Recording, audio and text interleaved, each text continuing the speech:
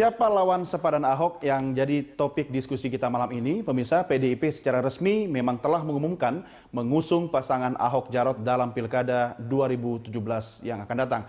Siapakah bakal calon pasangan gubernur dan calon wakil gubernur yang akan menjadi lawan sepadan Ahok pasca dukungan PDIP ini? Kita akan simak bagaimana rekan saya Carlos Michael langsung dari Grand Studio akan menyampaikan ulasan terkait hasil survei terakhir elektabilitas sejumlah nama yang selama ini masuk dalam bursa bakal calon gubernur DKI Jakarta. Siapa tahu ada nama Anda pemirsa. Kita tanya Carlos, silakan.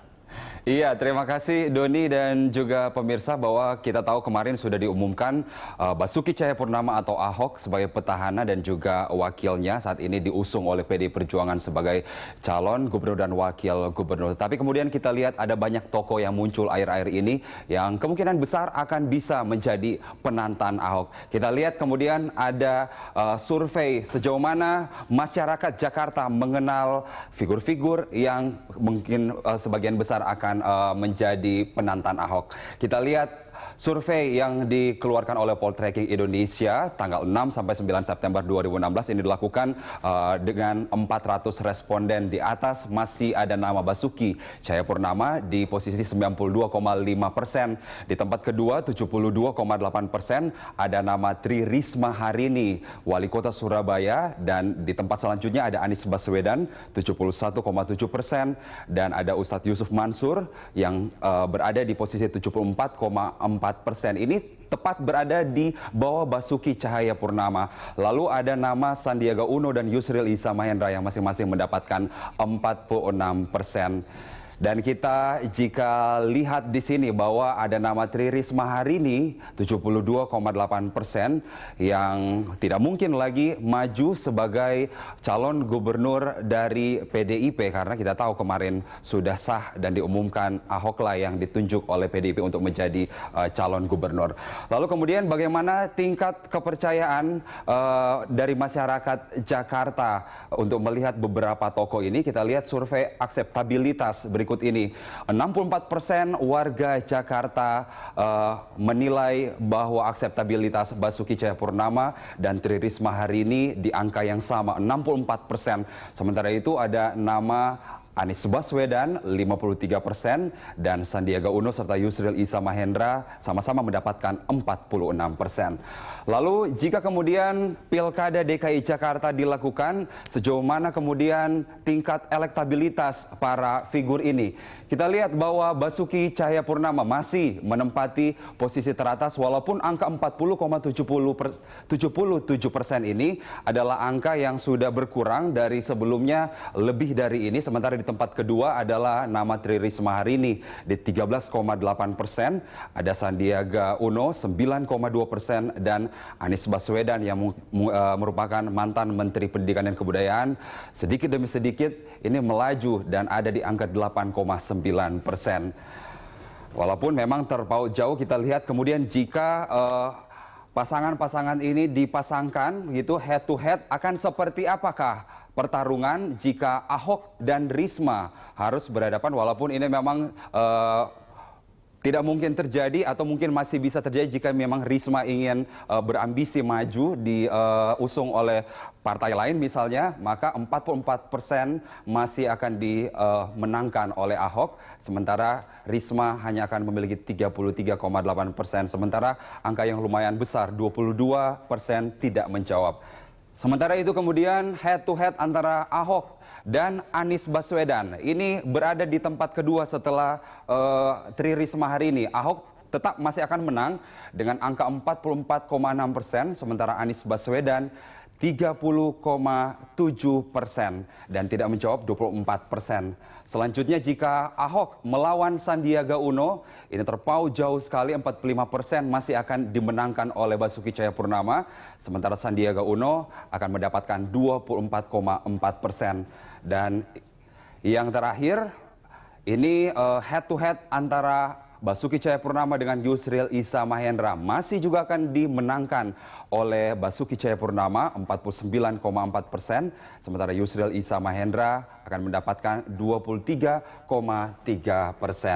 Kita tahu kemudian bahwa ini masih akan menunggu. Kabarnya malam ini koalisi Cikeas masih sedang rapat untuk menentukan siapa yang akan menjadikan tokoh siapa yang akan diusung oleh koalisi Cikeas. Kabarnya ada Anies Baswedan yang akan diusung oleh koalisi Cikeas. Dan kemudian kemana suara Tri Risma hari ini yang kita tahu tidak akan diusung oleh PDIP. Kita akan lihat peta politik nantinya kemana suara Risma ini akan bergulir. Kembali ke studio, Doni De Kaisar. Carlos Michael, terima kasih atas ulasan yang cukup komprehensif dan kita lanjutkan diskusi kita. Kalau bahasa kawan saya dulu, Bang Eriko, ini sudah mulai suasananya ngeri-ngeri sedap. Kalau sudah ngeri-ngeri sedap, masuk tuh barang, gitu kan? Tapi yang suka statement soal itu sudah sedang menjalani hukuman, sudah masuk, gitu kan? Nah, begini, Mas Toto, Sandi Uno, Anies Baswedan, nama itu muncul, kemudian Yusril. Apakah saya bisa tetap mengatakan sesuai dengan analisa Carlos tadi bahwa Ahok sayang ada lawan kalau dengan nama-nama tadi? Sebetulnya tidak. Kalau kita lihat, kita harus jujur mengatakan kecenderungan dari incumbent stagnan, sementara kecenderungan penantang itu terus naik. Apakah ini anomali? Apakah ini sebuah kemunduran buat Ahok? Tidak. Ketika kita baca pola survei di seluruh daerah, incumbent jauh-jauh hari pasti unggul dari sisi elektabilitas karena ada bias popularitas. Tadi bisa dibaca tingkat kepuasan, tingkat pengenalan atau popularitas dari Ahok 92%. Tingkat pengenalan dari incumbent di daerah manapun pasti jauh lebih tinggi dibandingkan penantangnya karena dia adalah kepala daerah yang sudah berkuasa. Tidak apple to apple membandingkan 95% tingkat pengenalan dengan yang tingkat pengenalan masih 50% atau 60%. Penantang masih punya peluang untuk memperkenalkan dirinya. Semakin dekat pendaftaran dan apabila sudah ditetapkan oleh KPU biasanya juga dia akan melonjak bisa di atas 80%. Pada titik itulah baru kemudian kita bisa menilai titik nol ini kemudian bisa kita nilai bersama-sama incumbent memiliki angka berapa, penantang memiliki angka berapa. Jadi memang trennya pasti seperti itu. Berarti Ahok belum mencapai titik kritis ya? Ahok belum mencapai titik kritis tapi juga jauh dari aman. Ini yang menyebabkan menurut saya segala sesuatunya masih cair. Tinggal pertanyaannya kemudian kan sampai titik mentok seperti apa, titik optimum seperti apa, penantang-penantang ini masih mengalami kenaikan. Kalau kita lihat, Yusril juga cenderung sudah agak mengalami titik anti klimaks, dikarenakan secara psikologis mungkin yang tadinya paling luar biasa berhadapan-hadapan dengan Ahok, tapi tidak dapat partai misalnya. Katanya di PHP-in. Risma saat beberapa minggu lalu sampai kemudian kemarin misalnya itu kan sempat dikatakan bukan tidak mungkin diusung oleh PDIP sehingga orang kemudian melihat peluang orang ini sangat besar untuk bisa maju. Sandiaga Uno kita lihat tadinya hanya 2,5%, tapi ketika deklarasi dari Gerindra sudah keluar, titah dari Pak Prabowo sudah keluar, seketika bahkan sekarang sudah mencapai angka di head to head hampir 30%. Jadi kepastian itu akan menentukan suara dari penantang juga. Angka atau titik nolnya itu akan kita bisa lihat minimal kalau dari pihak lawan, nanti misalnya lawan Ahok itu sudah memunculkan pasangan juga, misalnya Jumat kalau yang kita dengar. Nah, andai kata survei dilakukan setelah hari Jumat itu sudah definitif siapa yang menjadi pasangan untuk saling berhadapan, di situ kita akan melihat peluang bagaimana incumbent dengan penantang. Ya, artinya dalam beberapa hari ke depan fluktuasi politik cukup dinamis ya. Bang Eriko, ini kalau bicara tentang nama Basuki Cahayapurnama, tentu kan kalau enggak, ini pendapat pribadi. Yang walaupun sebenarnya tidak boleh menyampaikan pendapat pribadi, karena saya interviewer kan. Kalau tidak karena Bu Mega, ya bisa jadi Anda dan teman-teman di PDI Perjuangan itu bisa banyak pendapat dan memilih dukungan yang berbeda, bukan cuma memilih Ahok begitu kan. Saya ada beberapa statement dari DPP PDIP juga yang sebenarnya secara eksplisit menyatakan tidak 100% juga mendukung Ahok. Tapi kok bisa akhirnya apapun bahasanya keluar satu. Masihkah tetap Bu Mega memerankan hak vetonya atau ada komunikasi politik internal PDIP yang artinya begini, selama 5 tahun ke depan jadi model untuk mendukung Ahok juga dalam memimpin daerah? Ya, memang ini hal yang menarik ya, Mas Doni ya. PDI Perjuangan ini punya, kalau dikatakan ya, PDI Perjuangan itu kan mempunyai sistem demokrasi terpimpin. Tetapi kalau kita melihat sebenarnya menjalankan demokrasi yang sesungguhnya itu di PDI Perjuangan. Kenapa begitu? Ya, coba lihat. Apakah pernah ditegur? Tadi saya tanya, kami kan terbagi ke 5 wilayah tadi untuk menyampaikan siapa calon dari kita dan kenapa keputusan ini diambil. Kita sampaikan di 5 wilayah di Jakarta. Kepulauan Seribu bergabung dengan Jakarta Utara. Kebetulan tadi saya di Jakarta Pusat. Nah, Jakarta Pusat termasuk yang sangat dinamis, apalagi itu ada betul-betul di pusat pemerintahan. Nah, saya sampaikan, saya jelaskan bagaimana proses dari awal, dari anak ranting. Anak ranting diminta masukannya, pendapatnya itu di tingkat RW. Kemudian naik ke atas ke tingkat kelurahan, ke tingkat kecamatan, ke tingkat kota kabupaten, dan sampai di tingkat DPP akhirnya. Nah, apakah Anda tidak diberikan kesempatan untuk menyampaikan? Diberikan. Apakah pernah ada dilarang? Apakah pernah ada ditegur? Tidak. Bahwa kita ini mempunyai satu sistem di mana sebelum diputuskan, siapa saja boleh berbeda pendapat, boleh memberikan pendapat, Sah-sah saja. boleh memberikan masukan. Walaupun ada yang mengatakan mau beda tetap ikut ibu begitu. Begini, kita ini kan dipimpin oleh ketua umum, Iya. ya sebagai lambang pemersatu, dan juga memang beliau adalah yang memimpin secara langsung. Kalau kita lihat tadi, beliau langsung turun bahwa Jakarta ini menjadi satu barometer. Iya. Dari 101 pilkada ini Mas Yunarto, diberikan contoh langsung, tadi ketua umum turun langsung, bahwa Jakarta ini kan betul-betul menjadi Indonesia mini, Iya, ibu kota menjadi negara. betul-betul cermin dari luar. Nah, kalau seperti ini kita memberikan kesempatan hanya pada saat bertempur saja, katakan dalam istilah yang keras ini bertempur, kan begitu kan? Apa yang dirasakan oleh di bawah? Manis di depan, pahit di belakang. Lebih baik seperti obat. Di depan pahit, tetapi hasilnya manis. Iya. Tahun Asal bukan obat palsu yang banyak beredar. Kalau itu kan tentunya kita ke BPOM, kan ada lagi institusinya. Tetapi kalau kita lihat 2012, Mas Doni, sudah hampir mayoritas pada waktu itu ke petahana, Mas. Ya, di tingkat grassroots kita. Tetapi setelah diputuskan, apa yang terjadi? Semua bersama-sama bergotong royong. Semua anggota DPR RI bersama DPRD turun di tingkat kecamatan pada waktu itu. Sekarang di tingkat kelurahan. Sudah lebih lagi membumi lagi untuk bersama-sama memenangkan calon yang ditunjuk oleh PDI Perjuangan. Nah, mengenai prosesnya ini memang harus seperti itu. Iya. Karena kalau proses yang dipaksakan atau proses yang hanya sudah kalian diam, ini ditentukan. Apakah seperti itu pelaksanaan? Tidak juga. Kan ini bisa terlihat juga dari gesturnya. Tadi Iya. saya turun di Jakarta Pusat. Jakarta Pusat itu salah satu yang paling dinamis. Sepakat. Lagu yang dulu di viral itu sudah berubah. Oh, gitu. Pasti tumbang jadi Ahok Jarot menang. Ahok Jarot pasti menang. Nah, nanti bisa ditanyakan sendiri. Saya tidak mengenal apakah mereka bisa dipaksa. Dan bayangkan Mas Doni ya, ini hari bukan hari libur, Betul. Mas Toto. Iya, hari kerja. Hari kerja, jam 10 pagi. Iya. Mereka hadir. Iya, padahal sudah dihimbau loh, bisa lihat live streamingnya saja. Bukan, ini bukan di KPUD. Ini tadi kami kan terbagi di 5. Oh iya, iya. Rakerdasus Oke, yang oke. diperluas. Iya, iya, iya. Nah, saya Dan di Jakarta ternyata- Pusat, di GOR di Johar Baru. Lengkap mereka hadir. Bayangkan Mas, dalam situasi hari kerja. Nah, apa? Bahwa mereka juga merasakan. Selama ini kami sudah diberikan kesempatan, kami mau mendengar. Dan apa kemudian arahan dan perintah selanjutnya untuk ke depan. Iya. Nah, Ini artinya masih partai bekerja. boleh ditanya langsung. Bahwa siap untuk bekerja. Mulai per hari ini, semua siap untuk turun. Kemarin ini kita mau turun, mau menyampaikan calonnya siapa, kan tentu nanti disampaikan calon kita Doni De Kaiser. Iya, kalau itu nanti kan begitu. Iya, iya. Kalau Eriko Sotarduga, nah ini kan jelas sekarang. Ahok dan Jarot selesai.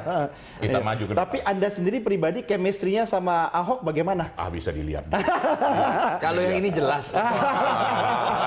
Ini Mas Toto ya lebih jelas.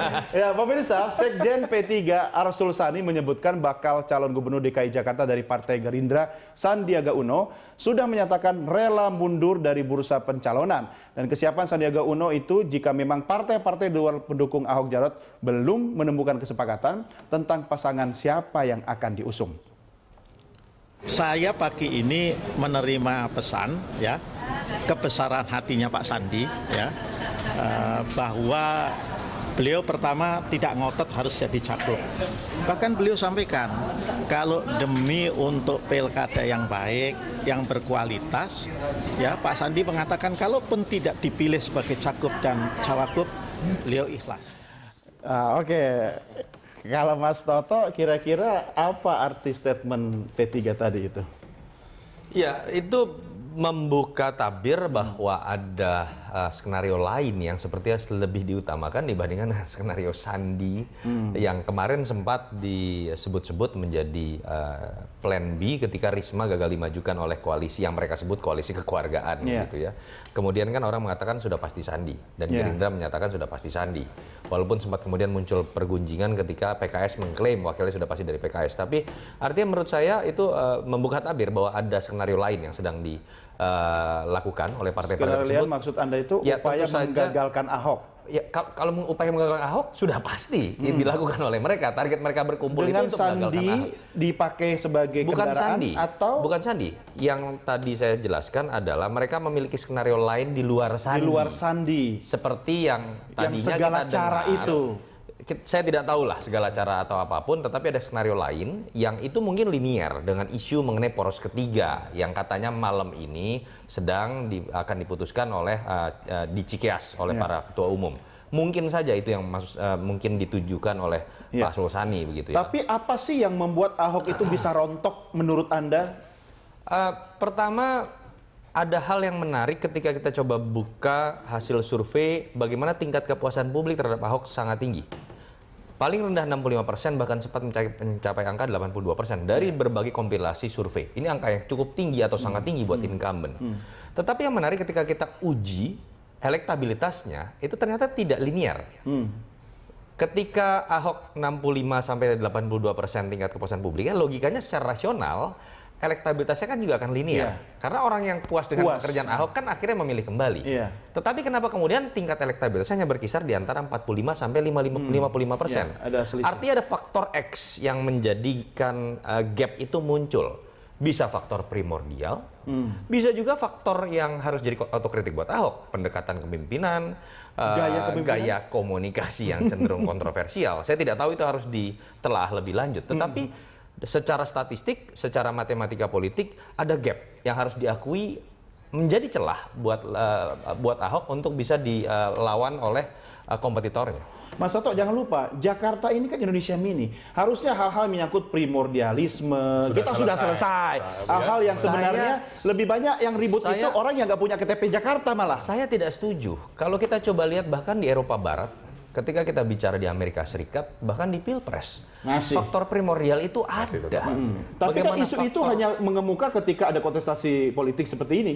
Betul, ya tapi artinya kan berpengaruh buat pilkada. Kita kan sedang berbicara mengenai pilkada. Jadi itu akan bisa merontokkan Ahok ya? Saya tidak tahu seberapa besar. Hipotesa saya ada dua faktor tadi yang membuat gap itu muncul. Satu faktor primordial, dan itu sudah terasa. Ada yang merasa itu bisa laku dijual, begitu minimal kan. Yang kedua, ya kita harus akui juga, kontroversi di seputar media ini kan juga terjadi, termasuk menyerang Ahok ketika karakternya sendiri memang menurut saya kontroversial, itu harus diakui secara Ahok komunikasi. membuka ruang dirinya diserang dengan karakternya, begitu? Betul, dan bayangkan kalau kedua faktor tadi itu disandingkan, bagaimana lengkap, sentimen terhadap sentimen primordial yang ditujukan kepada Ahok, kemudian bersatu dengan karakter Ahok yang sering dianggap kontroversial, cenderung top down, sulit diajak diskusi. Menurut saya akan jadi sesuatu yang... Tapi biasanya begini ya, Bang Eriko, Tuhan itu selalu adil ya. Dia memberikan satu paket. Kalau ada sakit, ada obatnya. Kalau ada karakter seperti itu, ada kekuatan lain gitu kan. Ini yang harus jawab beliau.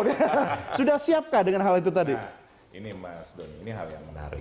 Kalau tadi kita cermati apa yang disampaikan oleh Ketua Umum kami, Ibu Mega, pada saat sebelum mengantar pasangan ke KPUD mendaftar di kantor DPP PDI Perjuangan, tadi diliput oleh banyak media juga. Di situ disampaikan bahwa hal-hal yang seperti ini, kenapa beliau nasionalisme. Nah, artinya apa yang mau diingatkan di sini? Betapa pentingnya persatuan dan kesatuan itu. Hal-hal yang berbau sara, berbau ini selesailah sudah. Walaupun saya tidak mengabaikan apa yang dikatakan faktanya Mas ada di Toto, lapangan. faktanya tetap ada. Ya, begitu juga tadi kalau kita lihat penyampaian Pak Ahok juga setelah tadi mendaftar, itu jelas sekali menyampaikan hal itu. Nah, tetapi apakah kita di dalam kehidupan kita bisa memilih, Mas Doni? Mas Doni lahir sebagai Doni de Kaiser, saya sebagai Eriko Sotarduga, dan Mas Yunarto Wijaya lahir sebagai Mas Toto. Nah, ini yang harus kita sadari bersama. Apalagi nanti kalau saya maju jadi cagup, ada nama de Kaiser di belakang, bukan orang asli lagi. Wah, ini keturunan Kaisar mana? Nah, makanya. Untung ada Ahok yang membuka jalan. Tapi Mas Doni, saya mau lihat hal yang positif tadi disampaikan oleh Mas Toto. bisa juga pilihan lain ini. Coba kalau kita berpikir secara positif, bisa juga pilihan lain ini ingin bersama-sama dengan PDI Perjuangan untuk mendukung Pak Ahok. Bisa saja P3, Mas Toto. P3 tadi. Artinya partai-partai lain kan boleh juga. Nah, setelah dipikir, ya, Ini pernyataan partai ya, mengundang. Nah, dengan tangan terbuka, kan tentunya seperti itu kita bisa bersama-sama mendukung Pak Ahok dan Jarot. Tanpa syarat. Sekali lagi, kita bekerja sama itu untuk membangun DKI Jakarta. Jakarta bukan hanya Jakarta untuk segolongan orang. Jakarta ini Jakarta untuk kita semua. Iya, tapi kan Jakarta juga dibangun butuh biaya. Maharnya berapa, Bang? Nah, hal-hal seperti inilah yang tidak boleh lagi terjadi. Nah, kalau di PDI Perjuangan hal seperti ini sudah selesai. Mas Sudah Toto. selesai, ya, Dari tahun dikawal. 2012 sudah bisa ditanyakan kepada Pak Ahok. Iya, Beliau langsung bisa menjawab tentunya seperti itu. Nah, tapi ini menarik ya, Mas Doni. Kalau saya melihat ya secara pribadi ini, dengan adanya kontestasi juga tidak hanya 2 bahkan 3, ini membuat juga masyarakat DKI punya banyak pilihan. Nah, ini yang juga sama-sama harus kita sadari. Ini kan namanya pesta demokrasi, Mas Doni. Betul.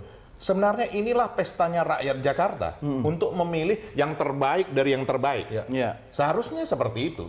Ini bukan berpikir, saya harus menang ya. Tapi bagaimana memilih yang terbaik dari yang terbaik, yang bisa diterima oleh masyarakat DKI Jakarta. Iya. Nah, harapan kami tentunya, alangkah baiknya kalau misalnya datang ke TPS akhirnya bukan cuma 65%, tapi 80-90%, Iya. bahkan mendekati 100%. Iya. Kenapa tidak seperti itu? Iya. Sehingga nanti pemimpin yang dipilih, katakan, ya kalau kami ini menghitung dengan 3 pasang ini memungkinkan hal seperti itu. Nanti yang terpilih itu juga betul-betul merasakan bahwa dia ini dimenangkan karena kenapa? Karena program, karena apa yang disampaikan. Nah, kemudian juga bagi yang belum berhasil juga tidak merasa ini menjadi satu akhir dari segalanya dan bahkan ini bisa bersama-sama untuk membangun Jakarta. Oh, apalagi kalau bersama-sama boleh. bikin barisan sakit hati. Kita lanjutkan sampai berikutnya. Kami segera kembali sesaat lagi.